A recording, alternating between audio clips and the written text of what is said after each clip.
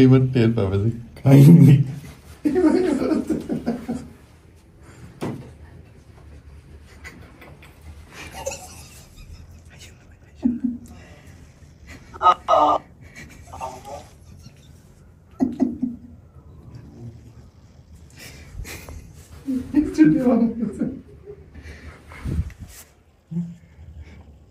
অনেক খুঁজতে গেছে, এবার বুঝলেন।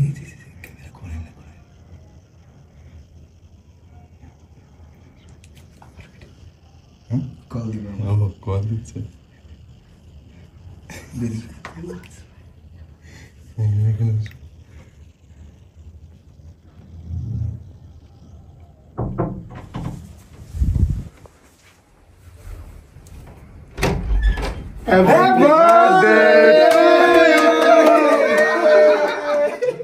আমি কই কি রে ভাই, কফি নিয়ে গেলাম, সবাই কই সে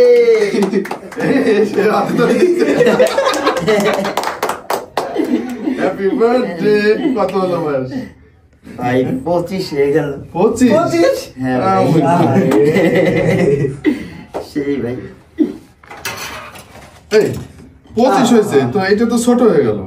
না সমস্যা নেই ভাই, অ্যাডজাস্ট করে দিব। আরে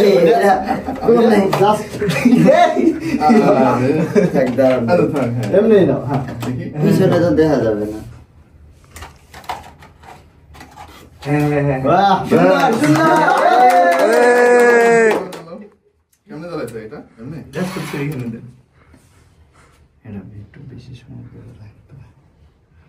এই যে মাঝখানের জায়গাটা দিলেই হবে। এই সামনে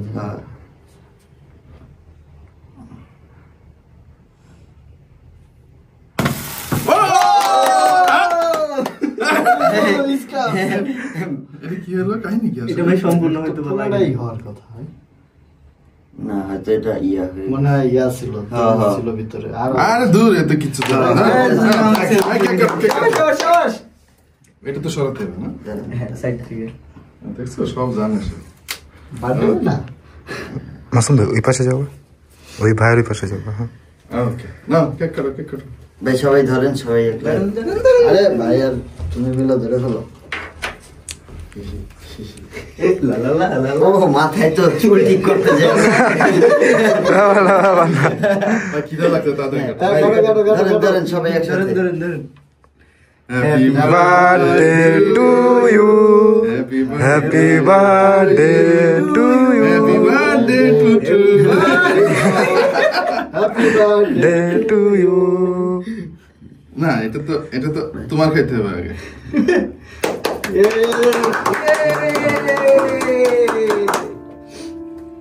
সবার খাওয়া দাও।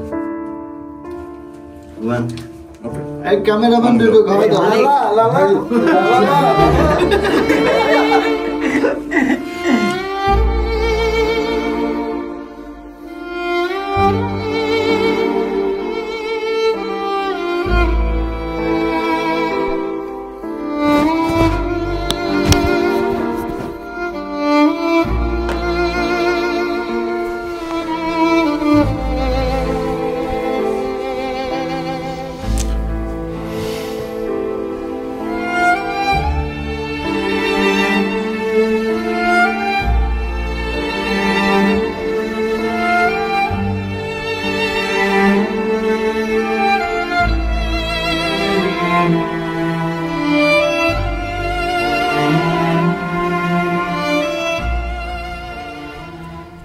আসসালামু আলাইকুম। আমরা কখনো কল্পনা করিনি যে এমন একটা ভিডিও কখনো বানাতে হতে পারে। আমাদের সবার চোখের মনি, আমাদের সম্পদ, আমাদের বন্ধু, ছোট ভাই ইমাম হাসান, ও আর আমাদের সাথে নেই, এই পৃথিবীতে নেই। ওকে আর কখনো খুঁজে পাওয়া যাবে না।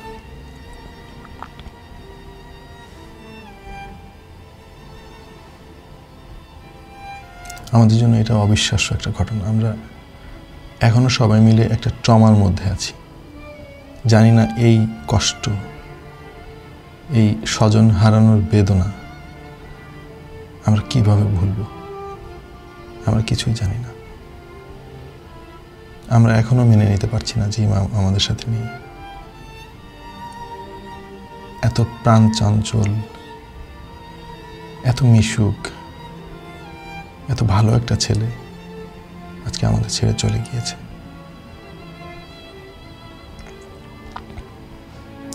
আমি এই বিষয়টা নিয়ে ক্যামেরার সামনে আসতে চাইনি, কিন্তু ইমামের চলে যাওয়ার ব্যাপারটা আমাদের ফেসবুক পেজে আমি পোস্ট করেছিলাম। সেখানে আপনাদের কাছ থেকে এত সমবেদনা পেয়েছি, আপনাদের মধ্যে এত কষ্ট দেখেছি। অনেকে জানতে চেয়েছেন যে কি হয়েছে ইমামের সঙ্গে, কিভাবে সে চলে গেল।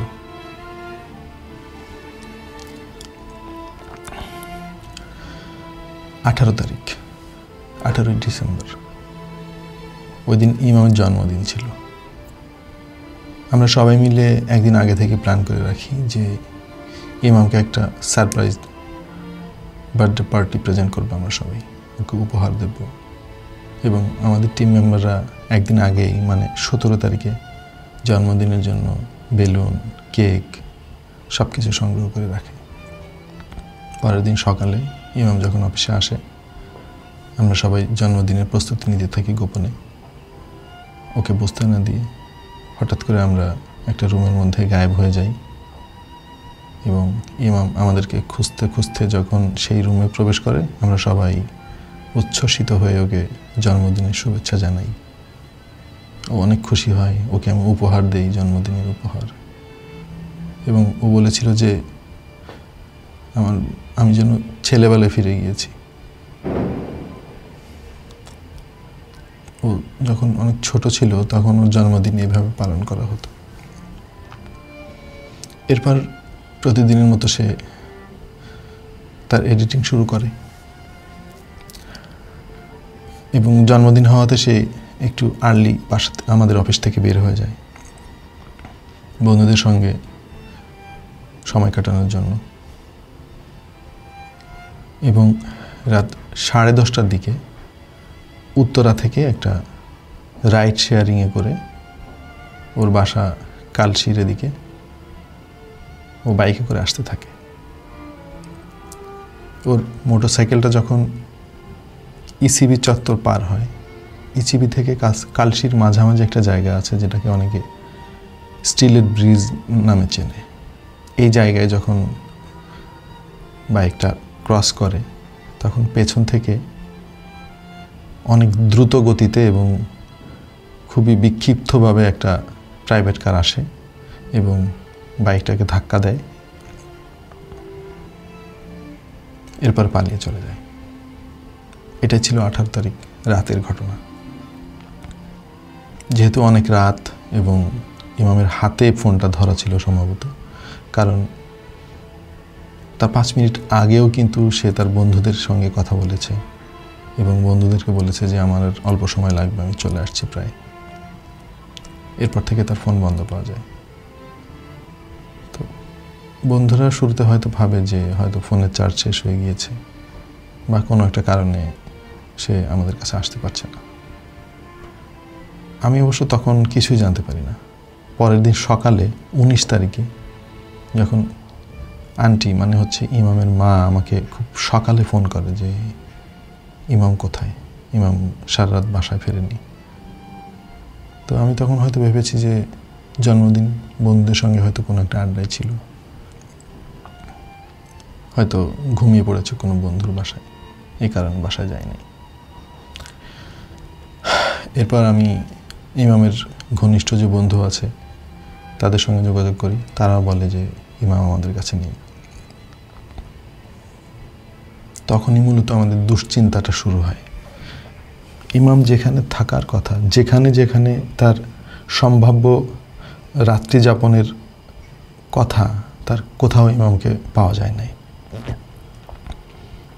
এর মধ্যে ইমামের সবচাইতে ঘনিষ্ঠ বন্ধু সিয়াম, সে একটা স্ক্রিনশট আমার সঙ্গে শেয়ার করে। এটা ছিল ইসিবি চত্বর এবং এই তৎসংলগ্ন এলাকার মানুষদের একটা ফেসবুক গ্রুপ, একটা কমিউনিটি ফেসবুক গ্রুপ।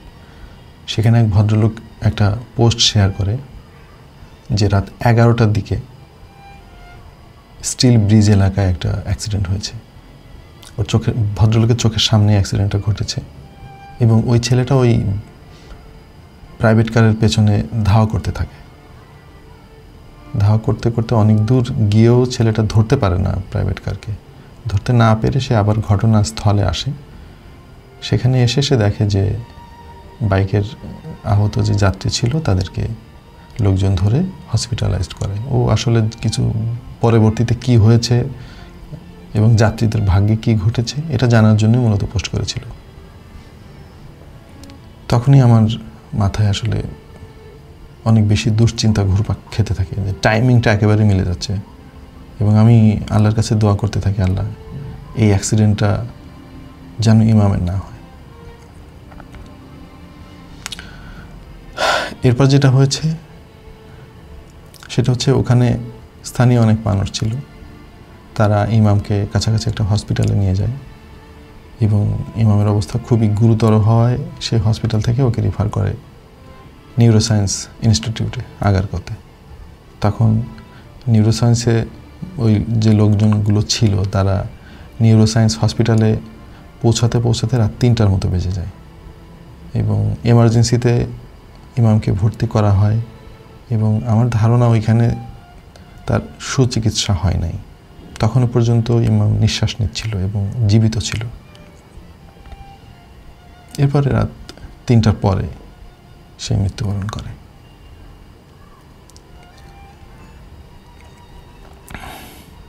আমরা কয়েকদিন খুবই ট্রমার মধ্যে আছি, আমরা স্বাভাবিক হতে পারছি না। ইমাম আমার অনেক ঘনিষ্ঠ ছিল, ও শুধু যে আমার টিম মেম্বার ছিল তা না, ও আমার পরিবারের একটা অংশ ছিল।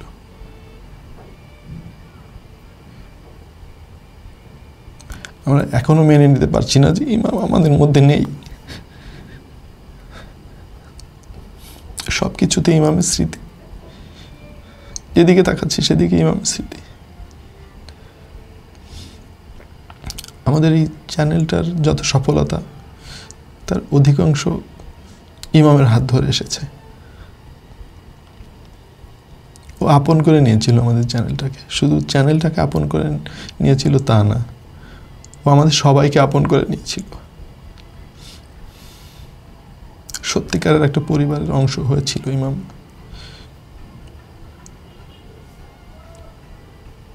যে ওর সংস্পর্শে এসেছে, যে ইমামের সাথে কথা বলেছে, সেই পছন্দ করেছে ওকে।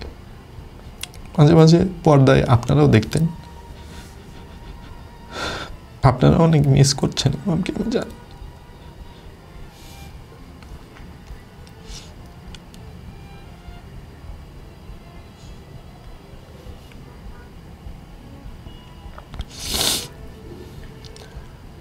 কিছু মানুষ থাকে এরা সহজেই সবার ভালোবাসা পায়, সবাইকে আপন করে নিতে পারে। উচ্ছল তাজা একটা প্রাণ এইভাবে ঝরে গেল অকালে। খুবই ট্যালেন্টেড ছিল, অল্প সময়ে সব কিছু শিখতে পারতো। আমি নিজে হাতে করে ওকে সব কিছু শিখিয়েছি। 2021 সালে আমাদের পরিবারের অংশ হয় ইমাম। তখন থেকে একটু একটু করে সব কিছু নিজের মতো করে গড়ে তোলে এবং ইমামের জন্য আমি অনেক নির্ভর ছিলাম। আমি অন্যান্য কাজে সহজে মনোযোগ দিতে পারতাম, ইমাম বাকি সব কিছু সামলাতো। ভিডিও এডিটিং থেকে শুরু করে টিম মেম্বারদের সমস্ত কাজ ডিস্ট্রিবিউট করে দেওয়া, প্রপার ইনস্ট্রাকশন দেওয়া, সব কিছু সেই সামলাতো।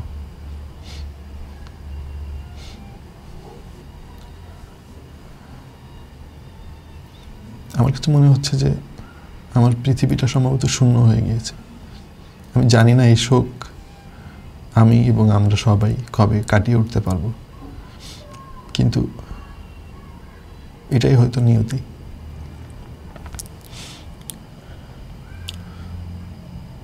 আপনাদের কাছে একটাই আবদার, আমাদের ইমামের জন্য দোয়া করুন।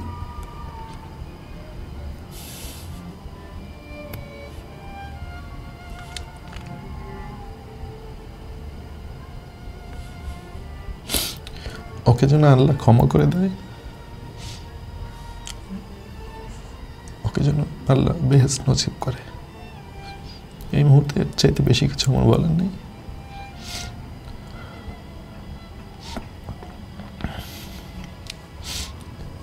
ছেলেটা অনেক কষ্ট পেয়ে মরেছে।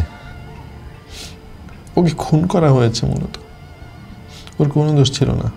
এমন নয় যে ও উশৃঙ্খলভাবে বাইক চালাচ্ছিল, ও বাইক চালাতেও পারে না, ও বসেছিল বাইকের পেছনে।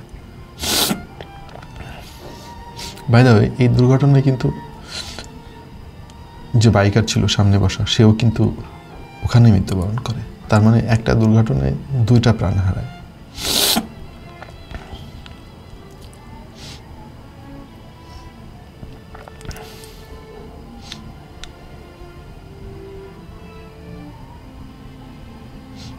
ছেলেটার বাবা ছিল না, এতিম একটা ছেলে ছিল। বলা যায় যে পরিবারের দায়িত্ব সেই পালন করত। বড় একটা ভাই আছে, বোন আছে। মূলত ইমামই তার মায়ের দেখাশোনা করত। নিজেদের বাসা ছিল, সেখানে মা এবং ইমাম দুজন মিলেই থাকত। ওই মা, ওই বোন আর ওই ভাই কিভাবে সহ্য করবে আমি জানি না।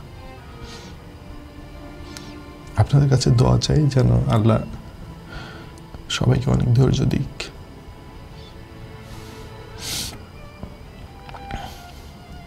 এই দুঃখ, এই ক্ষতি সহ্য করার ক্ষমতা আল্লাহ সবাইকে দিক। আমাদের এত কষ্ট লাগার পেছনে শুধু যে আমরা একজন সহকর্মীকে হারিয়েছি তা না, আমরা একজন ভাইকে হারিয়েছি। আমার অনেক ঘনিষ্ঠ ছিল ইমাম।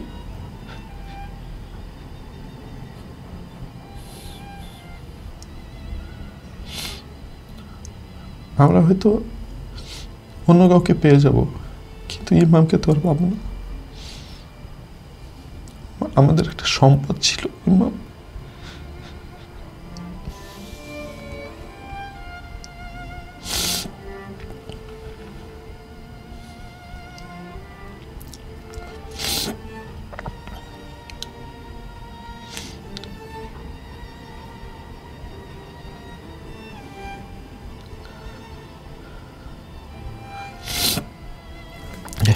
আমার ডান চোখটা অপারেশন করা, ভেতরে সেলাই দেওয়া। আপনারা অনেকে হয়তো জানেন 2017-তে একটা দুর্ঘটনায় আমার এই চোখের মধ্যে বাসের জানালার কাঁচ ঢুকে গিয়েছিল। সেলাই করে চোখটাকে কোনোভাবে ঠিক করা হয়েছিল। ডাক্তার আমাকে বলেছিল যে কাঁদলে আপনার চোখের ক্ষতি হতে পারে। কিন্তু এই কয়েকদিন আমি এত কেঁদেছি,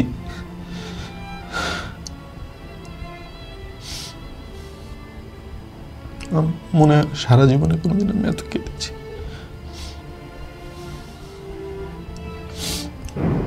ইমামের বাকি সব সহকর্মীরা হাউমাউ করে কাঁদছে সারাদিন। আমি তাদেরকে সান্ত্বনা দিতে পারছি না, কারণ আমি কি বলে সান্ত্বনা দিব? আমাকে কে সান্ত্বনা দেবে?